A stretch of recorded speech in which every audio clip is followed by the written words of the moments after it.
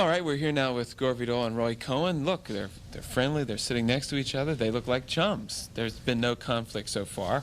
I'd like to show you that Roy Cohn has miraculously come out with a book, he must type very quickly, called McCarthy, The Answer to Tail Gunner Joe, which was the NBC program. It was on when? The program was on February 6th. And the book is out now, and this is your answer to the book. What are you trying to do in this book in the broadest sense? Well, I suppose 15, 20, 25 million people, Bill, saw this NBC film on the McCarthy period and on Senator McCarthy. The film was a lying, biased product. What I'm trying to do in this book... Specifically, what were some of the lies? Well, quickly, I say it opened with a lie and it closed with a lie. It said that his war record was a complete phony and all he did was shoot coconuts in the South Pacific. I quote in this book the citation issued to him by Commander of the Fleet Chester Nimitz, by General Harris of the Marine Corps, attesting to the fact he had a fantastic war record. When he went in the service, he was exempt. He gave up his judgeship and volunteered, went in and had a great war record, and they smear it all over the place. The end of it shows him in an alcoholic ward trying to beat up the attendants. I got the producer, Mr. Eckstein, on a program finally, and I asked him what the basis for this was. I suggested it was pure fiction. He said, well, an investigator whose name he didn't know had spoken to some person who had been around the hospital in 1957. He didn't know who the person was, and that was the basis in which he palmed this off against on 20 million American people. Now, I thought that deserved an answer. Okay, right. One thing, I want to establish your relationship with Joe McCarthy. You were the attorney. You were the guy who was behind him pushing, right? I was the chief counsel for the Senate Investigating Committee during the period of time he was the chairman. I was, in effect, his counsel. You know, I've had people come up to me, stop me on the street, alive strangers, who said, why do you have Roy Cohn on your television show? That man ruined people's lives. What are you trying to do with Roy Cohn? Now here, and I think a lot of people feel that way, in this book, you're pictured shaking hands with Joe McCarthy. Why are you the one man who's standing up, still defending him, when most people feel many lives were ruined during that period? Well, I know most, I wouldn't say most people, Bill. You know, when you get, and I don't know what Mr. Vidal's experience has been, but when you get out of New York and when you get out of Washington, you get a totally different perspective. Because when you get into Middle America, I don't think you have quite the feeling you have some places around here. You got an intense dislike for communism and what it stands for, and you have a good deal of admiration for Senator McCarthy as a man who had the guts and the courage to stand up to this, to expose it, and to take the punishment that goes with that. What's your reaction to that, Gore? Well, the man who had the guts and the courage. To stand up to communism, well, it was my impression that he was sort of a rogue senator who might just as easily have wanted to conquer Panama. I mean, you know, they look for issues, these people. Communism was not a very serious issue then internally. It never has been in the United States, but it's something that you can get people overexcited. And I don't think that his contribution ever had any affirmative side. And I think the negative, the very fact that an adjective has been coined, McCarthyism, which means that you make a reckless and malicious charge against somebody which you then cannot substantiate, this is going into the language. And I think that if he represents anything, it is a cautionary tale. I'm surprised that somebody as really intelligent as Mr. Cohn would at this late date want to make the case for him. I mean, it's a hard thing to do, and is it that you fear communism now and therefore think that you should revive his memory? Well, I think I didn't revive his memory. His memory was revived by this NBC so-called documentary that came out, Tail Gunner Joe, that came out for 3 hours, made by Universal Films. That's what revived this whole thing. I didn't like it then because it was such a vicious picture, but I do like it now. Now, Mr. Vidal puts his finger on the whole point, and this is where our basic disagreement is. I do not pass over the communist threat as lightly as he does. He says it has never been a threat inside the United States. I would dispute that to start with, because when you had the atom bomb secrets stolen from inside the United States at Los Alamos by the Rosenberg Ring and by Dr. Klaus Fuchs, the head of the British mission, that to me is serious. It's not numbers, it's what they do. Mr. Vidal might as well tell me there are only 30 or 40,000 communists in Russia at the time they successfully overthrew the Kerensky government, and that would be correct. So it's not, it's not a numbers game. But let's forget that for a minute. Well, no, I don't want to forget that. We'll pick that up right now. All right. You're talking about spy rings. Espionage exists inside the United States. The Soviets are spying on us. We are spying on them. The secrets of the atom bomb were in what is that magazine, Mechanical something or other? Popular Mechanics. Popular Mechanics actually had drawings of it before Mr. Fuchs transported certain plans to the enemy. We're all against espionage. There was never any question of that. McCarthy was out to smear other politicians, like Senator Scott Lucas, like Senator Millard Tydings. He was out to associate them with communists. And there was nothing he wouldn't do to smear them across the country to create this atmosphere of fear, which came out of, curiously enough, not McCarthy himself. He was just a pal riding along. It came out of Harry Truman. It came out of the Cold War. In order to get these huge military appropriations, Harry Truman deliberately decided with the rulers of the country that the Congress would not appropriate money for the holy war against communism unless they were frightened. Communists are everywhere. They're under the bed. They're in the local school board. They're all over. They're going to take over. Harry Truman began all this. Then John Foster Dulles, with his Holy Crusade, aggravated it. And then McCarthy just drifted into the thing and had a wonderful time. But in point of fact, there was never any internal menace. There wasn't much external menace. Between 1945 and 1950, we had exclusive possession of the atomic bomb. All right, let's hear Okay, all right. Well, now I think this is a very important point. I don't see how Mr. Vidal in the year 1977 can tell an audience in this city or in this country that communism did not, or say does not, constitute any real kind of an external menace.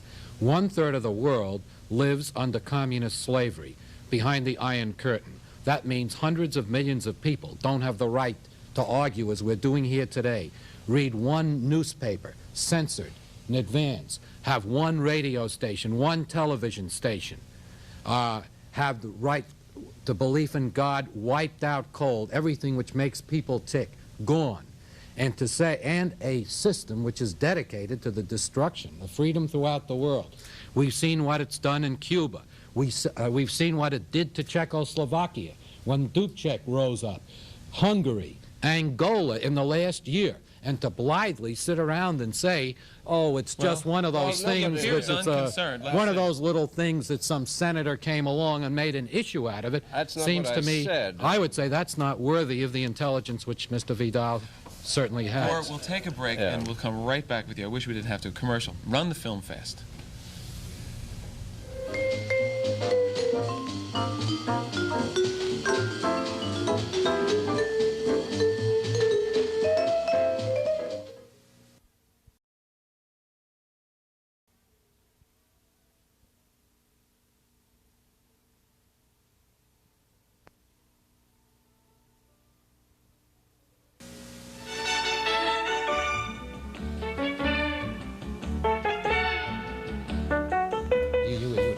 Let's hop right back in. Gore Vidal. Well, I just wanted to pick up what Mr. Cohn was saying, that he made the familiar speech about how dreadful life is in communist countries.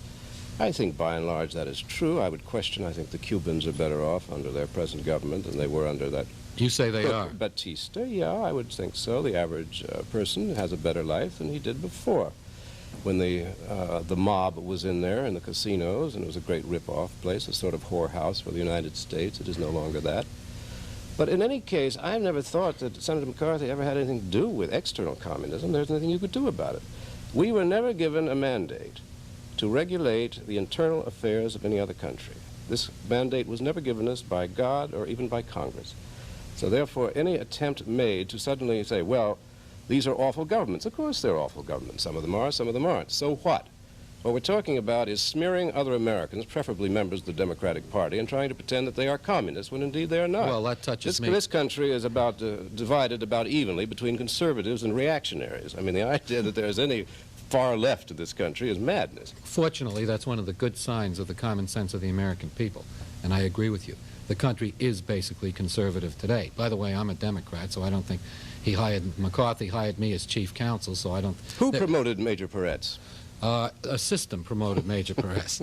That was my favorite non-issue Yeah, of you the see, campaign. the big issue, the big failing, I think, in Mr. Vidal's logic in this whole thing is he draws this distinction between external communism, internal communism, when it's all the same thing. The communists inside in the United States don't amount to anything without the support of an international movement. And how Mr. Vidal still, at this time, can think that there isn't this threat from this movement, which I'm sure he's very much against. Instead of talk, I find, but No threat at all. he says, Bill, before you leave the subject, Mr. Vidal is apparently under the impression that Senator McCarthy would just set out in a campaign to smear senators he didn't like Tidings. But it was the other way around. Tidings is the man. McCarthy never bothered and went near him. Tidings said, after the McCarthy charges originally came out, give me McCarthy for 1 day and he'll never show his face in the Senate again. McCarthy won. Tidings was beaten by the people of his home state. I want to move into the area of the techniques, the tactics that were used by McCarthy and by you. Methods. The methods, tactics, techniques, whatever you want to say. I like McCarthy, but I don't like his methods. Not his methods. Right, okay, fine. What about the lives that were really ruined and messed up? Okay, And but- the guy like Zero Mostel, the artists, Bill, the people who were blacklisted, who had to go underground. I know. I find the most articulate people around today, those coining the most money in our decadent capitalistic country, are the Zero Mostels and all of these people who were supposedly wiped out by the McCarthy period. Now, wait a minute. Just go back to the period Bill, of what wait it a was minute. like for them at that time, not wait a now, minute. several Wait a minute. years Bill, later. Bill, I just don't buy this whole thing. Because, first of all, let me tell you 3 basic mistakes. It was not McCarthy who investigated Hollywood. That was a totally different committee about which Mr. Vidal has written. So long ago he probably doesn't remember it, but I've read it, and he did write about it. I have a good memory. The House Committee on Un-American Activities. But if you talk to anybody, Bill, they'll tell you McCarthy did this to Zero Mostel, not that I'm saying something shouldn't have been done to Zero Mostel, so on and so forth. But the fact is it was not the McCarthy Committee which did it. Are you accusing...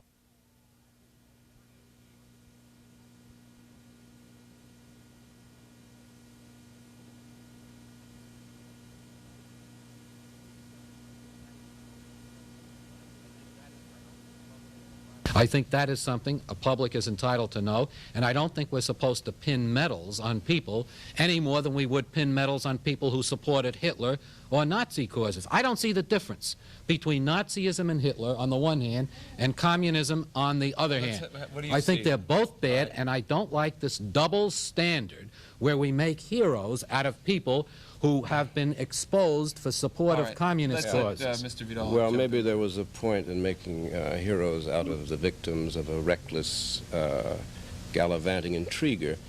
I will say that the one I want to ask you about this, to me, the nicest thing, let's be affirmative, the nicest thing that I have ever heard about Joe McCarthy was told me by Senator Flanders of Vermont that he was a full-time homosexual. Is this true? No, I'm sure you'd think that merited a badge of honor, but it is not true. Well, I'm getting to you in a minute, but Well, I mean, sure. what about Senator McCarthy? Sure, I mean, that's your favorite topic of conversation. I know that. I know. It's By the way, aroused by the obvious. I know. Just let me tell you what arouses the obvious in Mr. Vidal. I was looking at one of his recent writings somebody gave to me this morning, and here are some of his, very quickly, here are some of his views.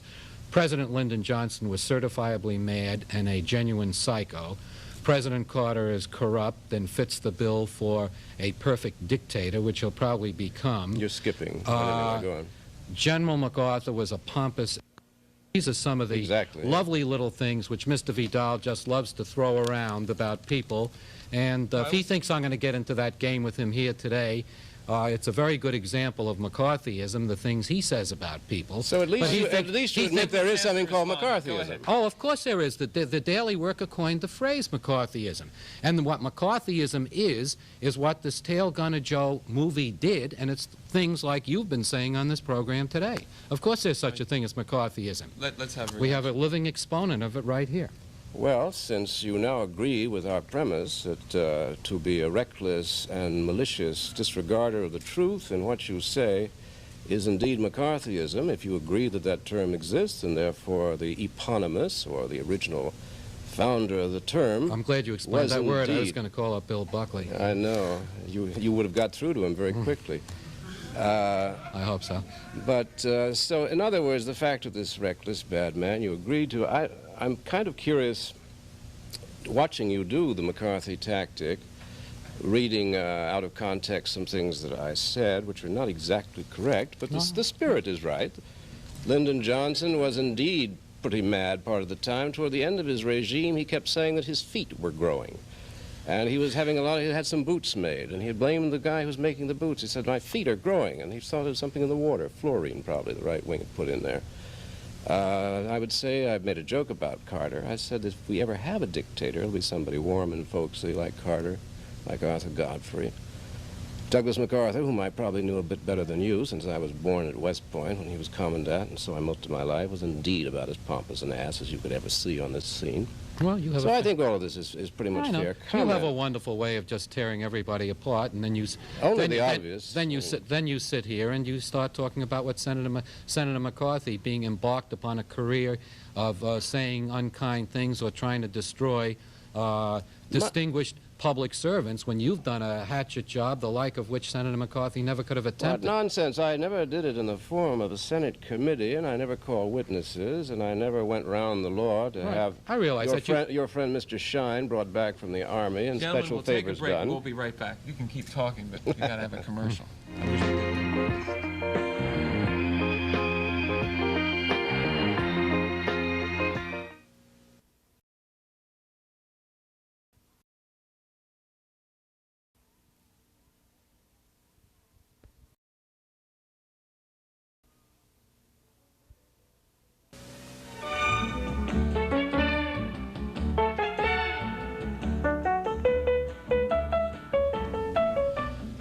Gore, why did you raise the question of Joe McCarthy's homosexuality?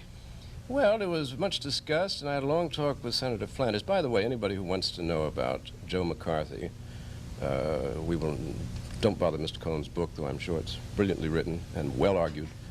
But read Richard H. Rovere, R-O-V-E-R-E, on the subject of Joe McCarthy. It is the best study so you're going to far. start, but again, if you're going to start plugging rivals, I'm going to start plugging Bill Buckley's new book, Airborne. Airborne? Good. Well, let's get back to my question. I was really curious because I was watching this morning with Stanley when he was trying to get into your personal habits, and I was curious as to why you raised the question. Is that the essence of this story in your mind, of homosexuality? Well, no, I said the most attractive thing I'd ever heard about him was that. Well, I regarded this as a plus, and I wondered, and Senator Flanders thought of it as a minus. Right. And he had some arrangement with that Las Vegas Greenblatt, what's his name? Greenspun, who was supposed to have had the evidence on it in his safe. Right, well, that famous safe was Gore, as you probably know, Senator Flanders apologized for what he had said, which probably destroys Senator Flanders' credibility in your eyes. And I hate to eliminate or eradicate the one plus you ever did give to Senator McCarthy, but the statement in the charge is totally untrue. You would know. So that's it. Well, I don't know. You've been around the man for a certain period of time. You know his wife. You know his family. You see him. I suppose you can know as well as anybody can know. And if I knew or didn't know, I'd want to have a little more proof before I start throwing it around the way you've done. That Senator Flanders did. Well, that's McCarthy. Senator Flanders apologized for having made a statement which was not based on fact, but based on something somebody told him, which when he checked it out, felt was so unfounded that Senator McCarthy deserved and received an apology from Senator Flanders. I would be happy to see that. It's probably, oh, I'll be delighted. You got a copy of it with you? It's in my book. Roy, do you have any regrets for what you did? Well, let me, when you use personal regrets that you wished you hadn't done and said what you did. Right, I understand that. Okay, what I did, all right, now this is my day of confession of high crimes and treasons. As far as the McCarthy period is concerned, let me say this to you. I don't think you can go 20 years later and live. I've been a defendant, a successful, unfortunately, in 3 criminal trials, and you learn things, and you do change your perspective. And I'm not conceited enough to say that I'm as sure of everything now as I was 20 years ago. Of course not. But I believe in the basic issue. That's why I've made this fight in answer to this picture now. What specifically might you regret? If you were to say, well, specifically, this is what I've learned. All right, okay, tell you what I learned. The regrets I have, and people never seem to ask me about it, were more during the days when I was a prosecutor than the days I was counsel for the McCarthy Committee. I don't like conspiracy trials. I don't like rubber-stamped grand juries today, and those were devices which I used, as did all prosecutors in those days, and I do regret those things. Insofar as the basic issue that Senator McCarthy stood for, I do believe that communism was a threat then. I believe it's an enormous threat today, and I think he did a courageous job in trying to expose it. And when a 3-hour film, which the young people get as practically their only source of what happened during a period they didn't live through, comes out with a pack of lies and passes itself off as a documentary, somebody's got to attempt an answer, and that's what I'm trying to do. You're asking for equal time somehow? I have asked for equal time. And what would equal time constitute? Well, that's quite a question. I wouldn't want to inflict 3 hours more on the American public, but I suppose equal time would get into something. Did you see the show in question, Gore? No, and I must say I have a sense on this program slightly of being had. I read in the paper that I am to have a great debate with Mr. Cohn here. I didn't even know he was going to be on the program. I didn't know you were going to be on either. I'm sure we're both pleasantly surprised. Well, that's our illusion that we create. Yeah. And so I have not seen the program about Tail Gunner Joe. I haven't thought much about McCarthy in many, many years. Nor I haven't thought very much about Mr. Cohn either. Well, I'm glad I'm so much more current on Mr. Vidal. Well, you are current, maybe an exaggeration, but you are certainly here today. So I was not able to prepare, and since Mr. Cohn is one of the greatest living defenders not only of Joe McCarthy, but of Roy Cohn, in and out of court, I am considerably at a disadvantage since I have come unprepared. So I'm not able really to counter him on any of these things, except occasionally something flickers through my memory. Well, I think so. This is the Roy Cohn hour. Well, now, wow. I think Mr. Vidal has lapsed into an uncharacteristic modesty, and I don't think he should. He's very articulate, and I'm sure he's written extensively on this issue. As a matter of fact, I noticed in one of his articles that he himself used the term Tail Gunner Joe, which ended up as the title to the movie. So he probably made a little bit of history right there, and I think he's probably much more knowledgeable about this whole period as a student of history, as indeed he is, a man who can brand one president a psycho and the next one about to be a dictator, and General MacArthur a pompous whatever it is. Here's a little McCarthyism going on right now. He shouldn't disclaim, I mean, total inability to cope with any of these current topics. He does it with great keep talking, Roy. Keep talking. Great precision. Keep talking. This is known as filler. You know, you throw your mud and then the filler goes on until they've forgotten what the point was. I never said that Carter was going to be a dictator. I said this was the style of one, and could be the style. As far as Lyndon Johnson being up the wall, many people noticed that about him. He was a manic depressive, if you want the exact phrase, and he was up and down and didn't make much sense a lot of the time. As the pomposity of Douglas MacArthur is a well-known fact for those of us who served in the Second World War. 3 years in the Army I spent in the Pacific, and we did not admire General MacArthur as much as you people on the outside. Gore, excuse me, we'll take a break and we'll conclude right after this.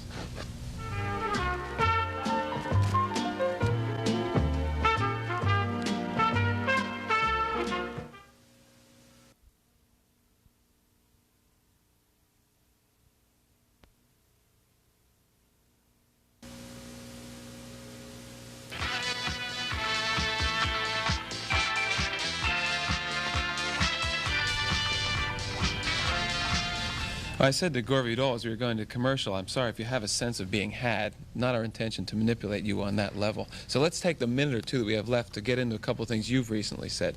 You said that if you were president, you would abolish the military academies and the CIA. Yes, I would. I think that they're basically un-American. I think that the CIA, with its, I think it's $8 billion unaccountable funding, is an outrageous outfit. It's spent a lot of time spying on Americans, killing other leaders, or trying to destabilizing, as well as just being a big inefficient boondoggle. We had something, you know, we were a very successful country for about 170 years, and then in the last 30 years we've been having a bad time of it. The CIA has only been with us the last 30 years, so I don't say there's any cause and effect. But they are a symbol of things that have gone wrong with us, and I think for spy work, military intelligence is what's supposed to do it. I'd be curious if you were put in a position of defending the CIA. I never thought I would be, but I am. One thing that goes through my mind, if the CIA were around, maybe we wouldn't have Amin in the world today. So that's enough to win the CIA over to me anyway. Bill, I didn't want to be evasive about one answer before about the demand for equal time. There's something else I intend to do with reference to NBC and Universal, which put out this film, but that's going to be in revealed in People magazine next week, and I'm not talking about it until then. But we're going to make a full-scale fight out of this. I'd be interested in Mr. Vidal's reaction after he has gotten up to date on the movie and some of the answers in the book. I think he might feel that I was had just as he was had when Caligula was misrepresented and a lot of things taken out of context, to the point that he's taken certain steps to prevent that. I have the same intensity of feeling about the destruction of a person and a period in American history, which destruction I think has been very unfairly attempted in Tail Gunner Joe. Okay, in summary of your being here today, first, Gore, your PR people did know about the appearance today with Roy Cohn, and I just knew he was going to be on a program a couple of days ago. And they even switched very you different from Wednesday reading that to there's going to Thursday. be a debate. On Well, McCarthyism. you know, page 6 in the Post, they make everything into a fight. I mean, that's what happens. But I do appreciate you both coming. I'm glad it went so smooth. What are your reactions to each other, in summary, of your few minutes spent? Well, if you overlook Mr. Vidal's McCarthyism, he's a very charming person. Roy Cohn has managed to stay out of jail all these years, and I admire him for that, and I'd like to have him for my lawyer. I will conclude on that point. We have a real special show for you tomorrow. Jack Hemingway is going to be here, and other treats.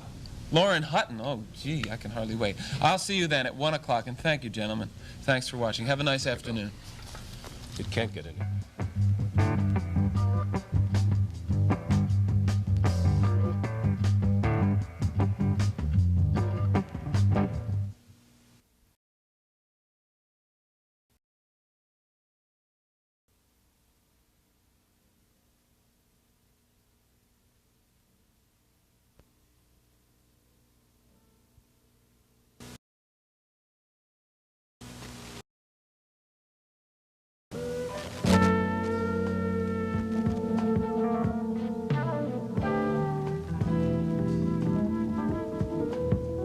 Pretty good weather report, and I think that probably makes our next guest, Jack Hemingway, very happy. He seems like a man who thrives on good weather and the environment. Let me tell you a little bit about Jack Hemingway. He's the eldest son of Ernest Hemingway, the great writer.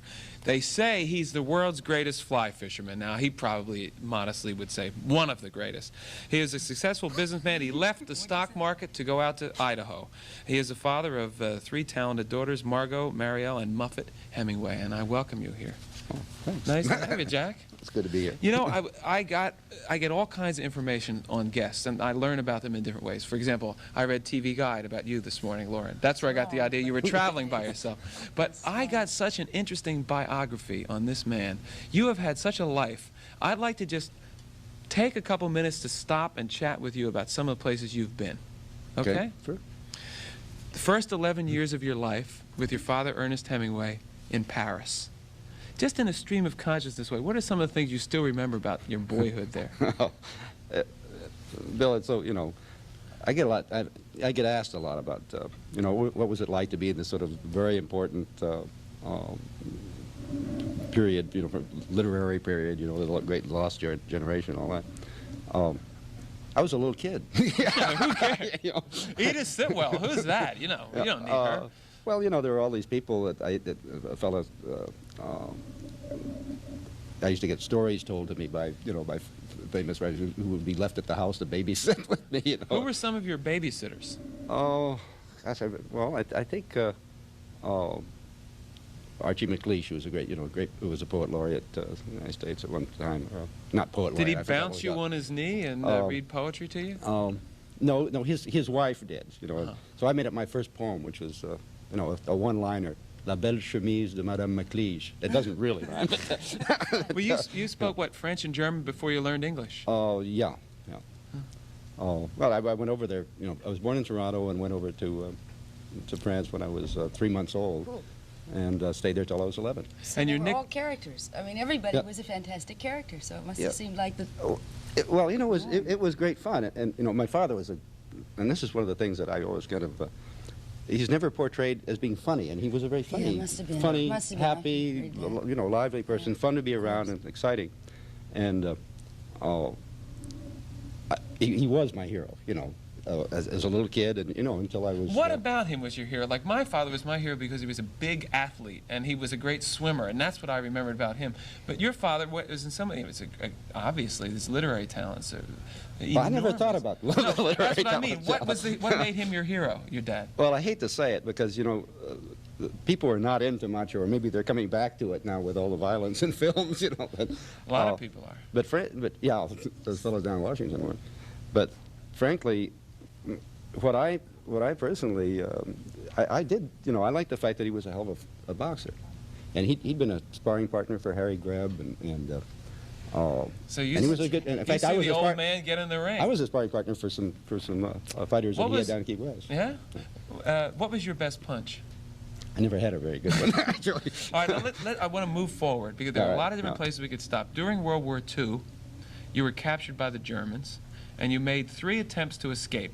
Tell us a little bit about that experience of your life. Well, the first mistake was getting captured. Yeah. You know that. How did they get you? Where were they? Where were you? Well, I was in Alsace, or not on the edge of Alsace, in the Vosges Mountains, and I was with an OSS unit assigned to one of the infantry divisions, and we'd infiltrate people through the lines with a 300 set, you know, radio, and they'd watch traffic and try to locate enemy command posts and this sort of thing.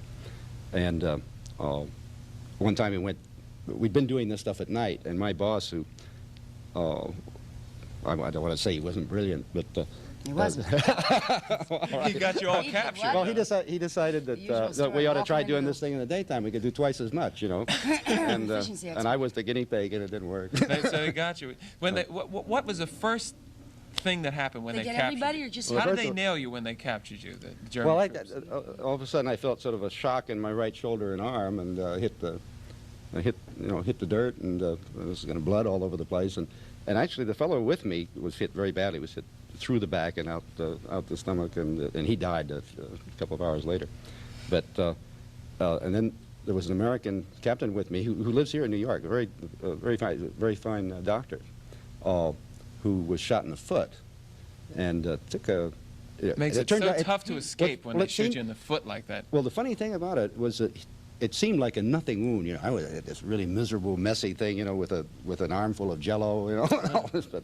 But his turned out to be a very troublesome thing that lasted much, much longer, because those little bones down there are Hard to very heal. bad. Well, when It's you over were 100 or something down there. Yeah. I mean, Yeah. when you were Great. captured and the Germans had you, you tried to escape 3 times. You were unsuccessful. But how much of your father at this point was in you in terms of being the fighter, of being the guy who wasn't going to be held back? You're going to escape. You're going to, Probably take the too risks. much. Well, I Because want to it's tell all you that when I was fantasy. lying there and these guys were deciding whether to come down and take me prisoner or give me the coup de grace, you know, I didn't think about doing anything vicious at all. Pacifist. How best can I make friends with these guys right now? Really, Yeah. you know, that's. All right, then let's move a little bit forward in your life. After World War II, fortunately, everything works out okay. You're safe and sound. You spend some time in Havana, Cuba, with Papa Hemingway to blow off some steam because of the period. How did you and your dad and the people you were with in Havana after World War II blow off steam in Cuba? Well, this is a from the very easy gossip? place. Is this from the gossip section? Yeah, you should know, actually. The Daily Cuban Star will pick Well, up on this. No, Check your messages. you know, Havana was one of the great sin towns of the world, you know, and you know, in the People's State now, so we can go back down there, but I'm afraid, you know, sin is going to be held in check for some time, and besides, we got it here. You know? We don't need to go out of the But, country to get sin anymore. But I'd been in prison camp for 6 months and a day, and you know, the diet is down. You don't. I want to tell you, when you're in prison, you don't think about girls. You think about food. The minute you get the first meal, then you think about girls. But The food next is thought first, that flashes right? into your When I mind. made the movie, The Ryman Exchange, and that was a war movie. Yeah. That's what I thought about. The pleasure, the sensual pleasure, the only sensual pleasure any of us had was eating. The 3 meals a day. No. It's a big Yeah. deal. You were know. working that hard doing the Yeah, movie. my old man wasn't with me. My mate wasn't with me. I was working hard all the time. I used to say, reach Staying for your alive, mate working. instead of your plate. Reach for your mate instead of your plate. If you're My trying wife to is- control your eating. It's, Yeah, not No, that's there. a very. Yeah, I like good that one. idea.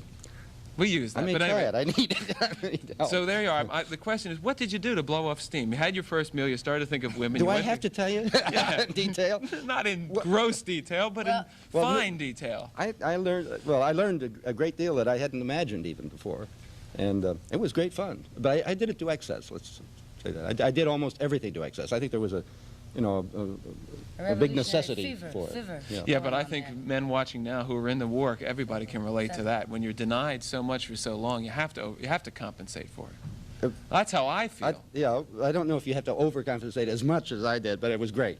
Okay. It was nice to have had that in the background. Jack, When Havana was in its heyday, was the Yes, it was. in that way in America was after the war? Yeah. That's probably why. why did your father like Havana so much? Well, Havana was kind of an attractive Cuba. town, but what he liked was Cuba. And Yeah. he liked, the country was great. It was a place where he lived, 15 miles out of town, and Havana was one side of the triangle. He was up on a hill, and the other side of the triangle was this little town of Cohn, where he kept his boat. And it was a super you can place. see the sea from the house? Oh, yeah, yes, a you good could. day, on a Yeah, clear on a day. good Let's day. leave. Get the plane. Let's go down and check it out. We'll be back right after this. I want to take a look at Islands in the Stream, too.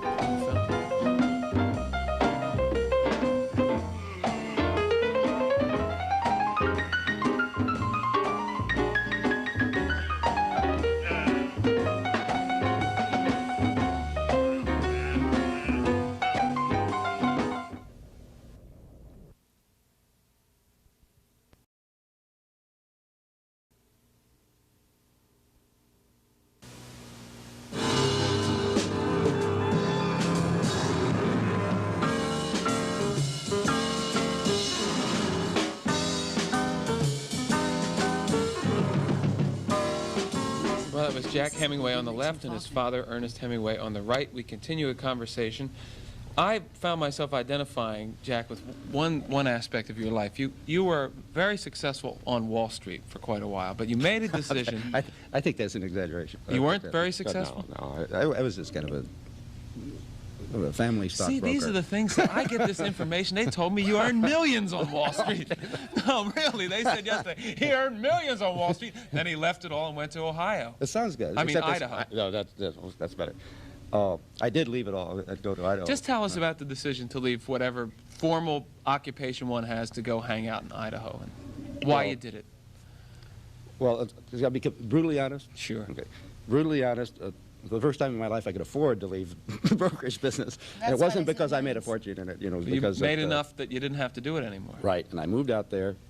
I'd always wanted to. My wife and I met there after World War II, and she very wisely told me, said, Jack, I want to go back just as much as you, but we're not going back until we can afford not to live on the local economy, Yeah.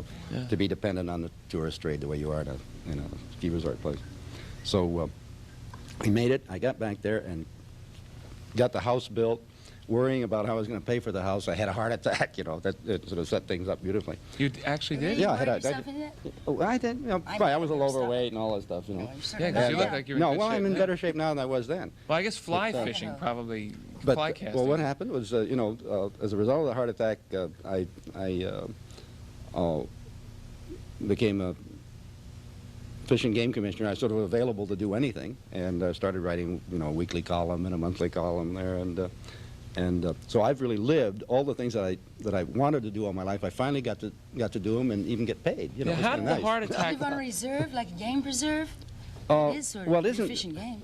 Well, we have, in America, we have things like Yellowstone Park, and we have certain, but the game preserve system doesn't, we found really essentially doesn't work from a game management point of view, because you get imbalances due to the fact that we wiped out some of the species in the past that would have helped keep the balance right. Yeah, and but we continuing to we do have so. great hunting out there, and we have fabulous fishing.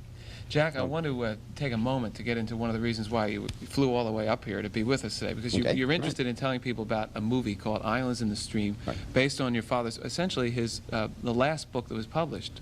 Right. It was not? a posthumous. Yeah. We have a scene here from the movie, which is the children saying goodbye to George C. Scott, who plays the father, and really seems to play a Hemingway-type character in this film. Well, I think very, very definitely. I think my father modeled the character of Tom Hudson, on himself. He made him a painter, but he put him in a place that he knew well. He put him in a situation with three boys who resemble an age disparity, about my kid brothers and myself, so that he changed the facts. In fact, he did something which I find unforgivable. What's that? Well, he bumped us all off in the book. Killed the kids? You gotta Yeah, forgive terrible. everything. All right, let's look at the clip. Before we look at the clip, we're going to see George C. Scott. Does George C. Scott remind you at all of your father in this portrayal?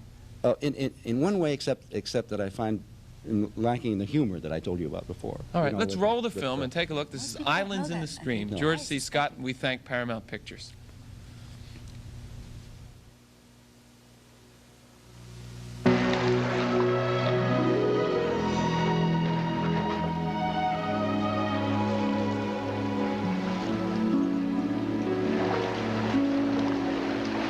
Okay, boys. I guess we better get on board, huh? Guess we better. We've had a swell time.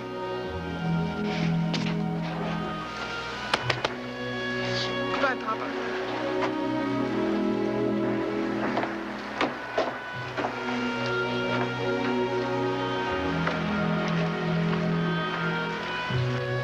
You okay, Andrew?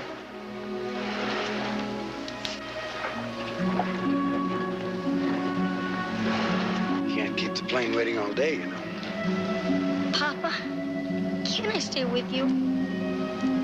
I don't want you to be all alone.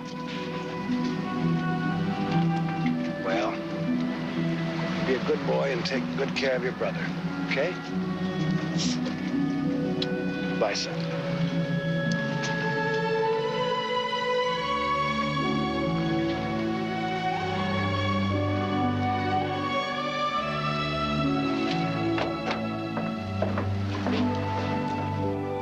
Goodbye, Eddie.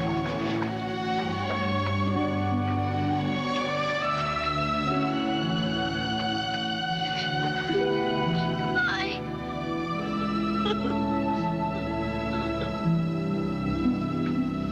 Well, Tom, Yeah. I'll see Mother in New York before I go. Is there anything you want me to tell her? hello. Right.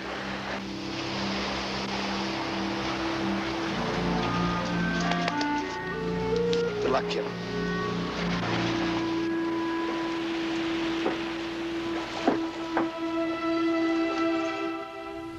That's Islands in the Stream, and we thank Paramount for that. Jack, something I found myself wondering about, I'm just going to ask you about it. I know that you have an answer. Your father committed suicide, and something as profound as that in anyone's life, for you as his son, you've had to answer the why he did it. How did you explain it to yourself?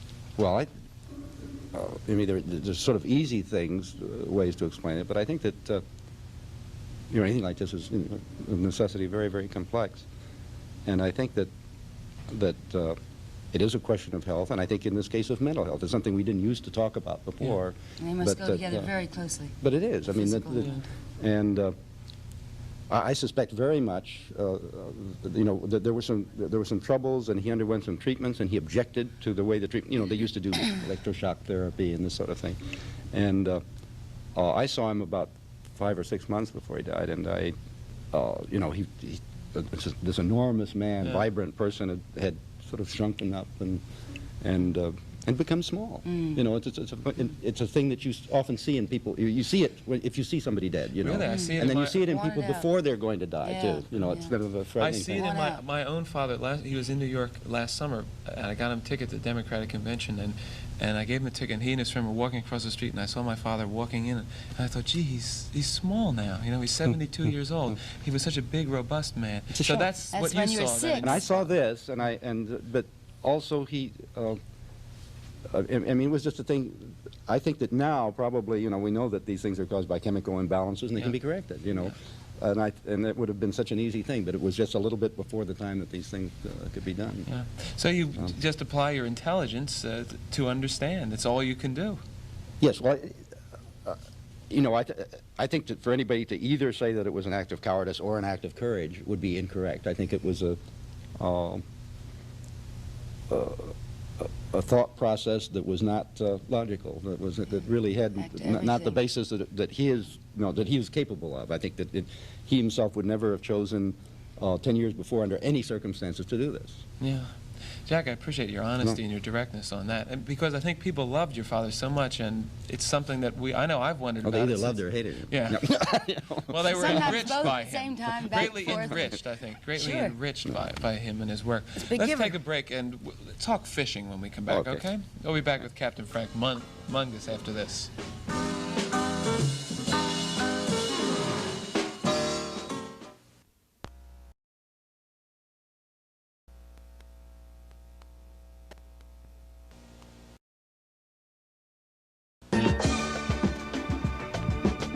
Today on Midday, antique fashions from a boutique that sells them for 60% less than the department stores. Also, a pictorial history of the National Organization for Women, which celebrates its 10th anniversary this year. And who will win the Academy Awards this year? A preview of Monday night's competition with Rex Reed of the Daily News and Frank Rich of the New York Post, so stay with us.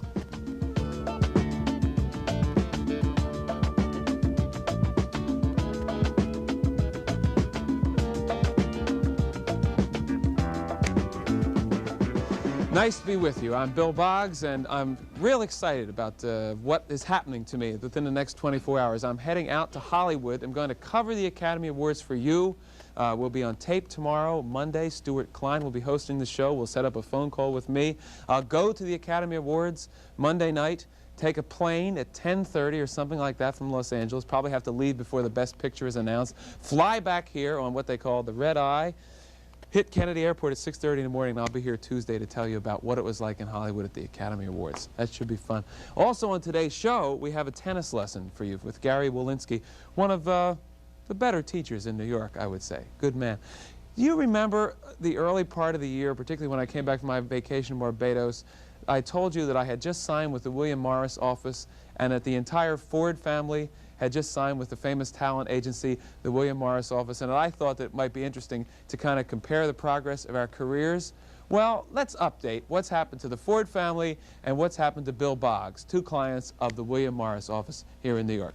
Here we see a chart that tells us about the progress of the Ford family. We see that the Fords, as well as Jack Ford, Susan Ford, and Steve Ford, are all represented by the William Morris office by a vice president there, Norman Brokaw, who has a direct line to Herb Schlosser, who's a president of NBC, and we see that the tentacles extend into the vice president of the television network, NBC News, vice president for programming. Look, they have Owen Laster, the head of the literary department. Owen Laster at the William Morris office is working for them, and look, his tentacles extend down into Harper and Row and Reader's Digest, and they're all kind of $3–4 million deal there. So the Ford family, I think, has done pretty well. Now let's review the progress of the career of yours truly with the William Morris office in exactly the same period of time. Here we see Bill Boggs. My agent is a real nice guy. His name is Ron Yatter, a terrific fellow. Always returns my calls, and a lovely man, and I know that he has my best interest at heart. But let's look at the hard facts of the work that has been generated as a result of my signing with the William Morris office. There was a speech. I did an inaugural address at a kindergarten here in New York for free. There's no payment involved. That came directly from the office. But Gary Hoffman Enterprises set up this bake-off. This was a Bill Boggs Bagel Bake-Off at the Bayside Bakery in Queens. I didn't get paid for it, but I've got a refrigerator loaded with bagels. So again, if we could maybe just, widen out, we see the juxtaposition of two great careers, the Fords and the Boggses, and I, of course, thank the William Morris office for all they've done for me. And if you're watching, thank you.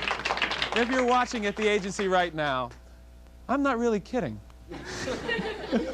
All right, let's get on with today's show. We know we read in the papers this week the City Council voted that all people who are going to be employed by the City of New York will have to live in the City of New York starting in September of 1978. That doesn't mean that a person who works for the city now has to move back into New York. This is only in the future.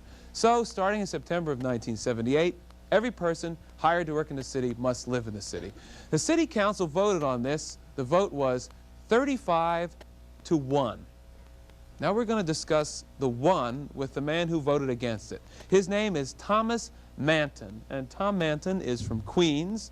He is the one man who didn't want people to have to live in New York. And Archie Spigner is with the city council. He voted for it, and these men are in direct opposition to each other. So let's find out why. Gentlemen, nice to have you with us.